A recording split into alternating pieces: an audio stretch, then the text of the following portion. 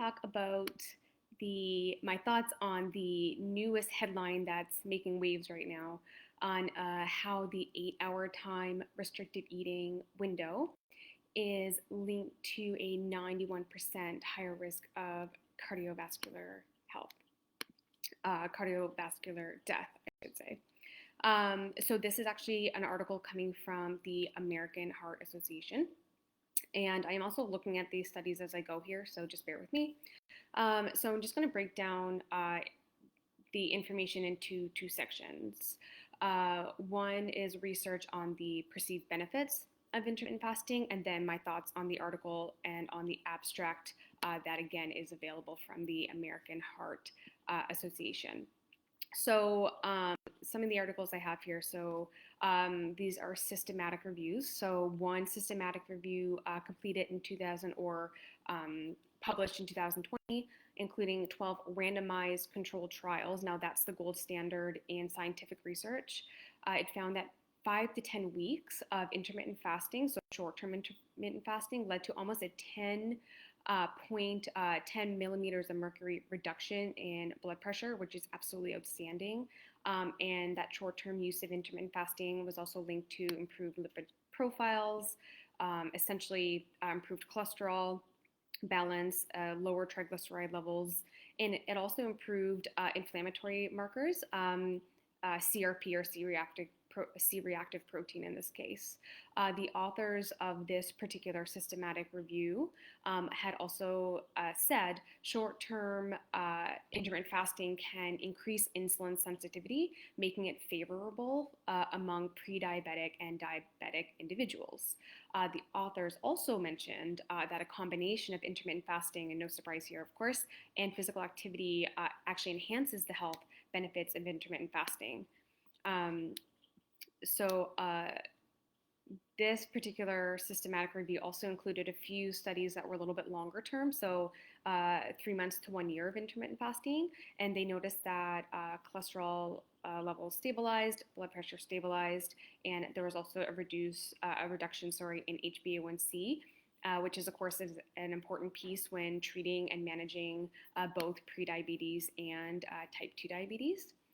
And another systematic review of 10 randomized controlled trials also concluded in short-term use of intermittent fasting that intermittent fasting has certain therapeutic effects on blood glucose and blood lipid levels, so cholesterol and triglycerides, in patients with metabolic syndrome, and it also significantly improves insulin resistance.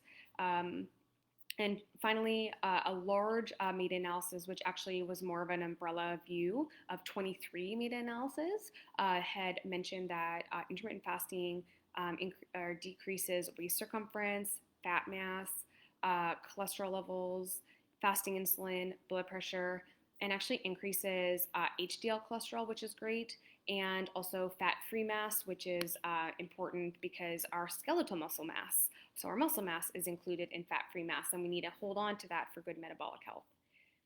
So how does intermittent fasting work in this case? So according to the National Institute of Health, and I'm quoting this, the cellular and molecular mechanisms by which intermittent fasting improves health and counteracts disease processes involves activation of adaptive cellular stress response, that's called hormesis, signaling pathways that enhances mitochondrial health, DNA repair, and autophagy. I'll go into detail another time, but that's all really good stuff. Okay, so what about the recent headline itself? Here are my issues. And again, I'm just looking at the article here.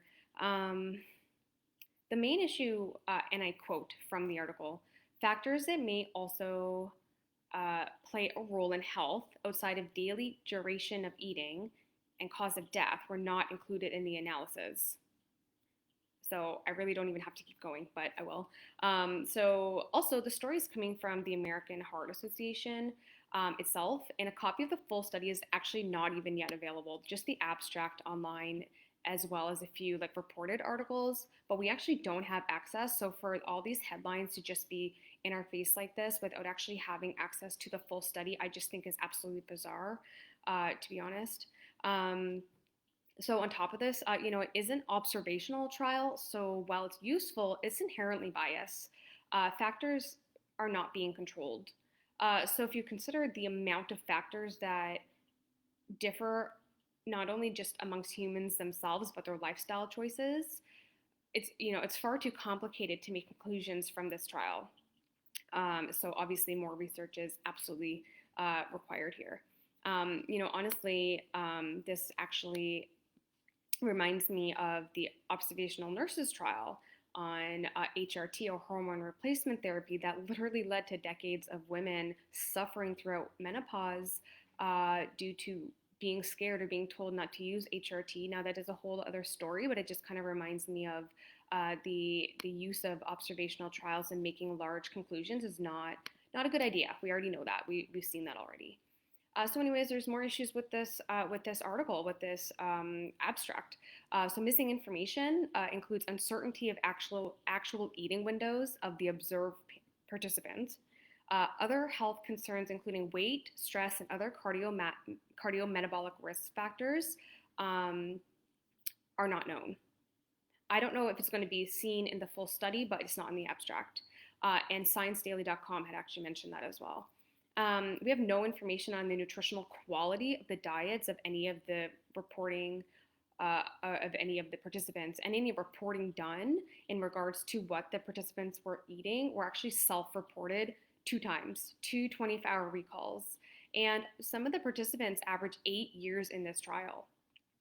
So imagine knowing what they ate 2 days out of 8 years or more.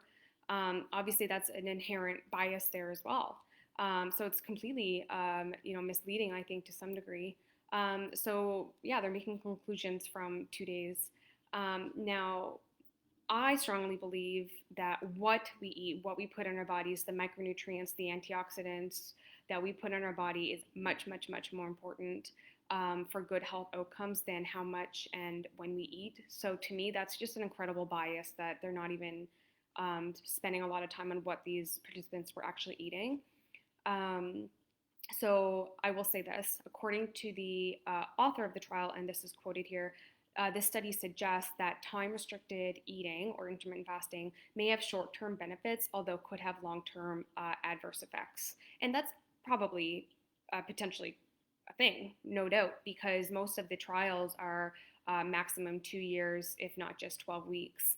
We see that in pharmaceutical trials as well, 12 weeks sometimes.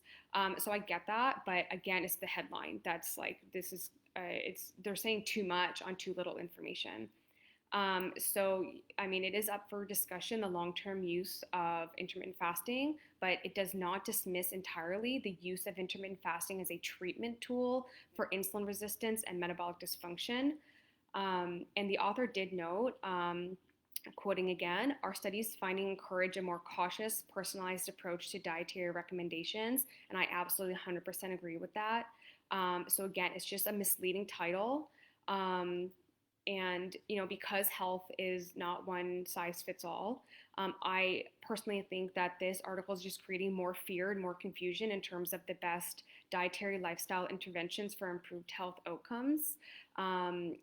So in saying that, I definitely look forward to seeing the full article when it is released. Maybe I'll have an update. Thank you so much for watching.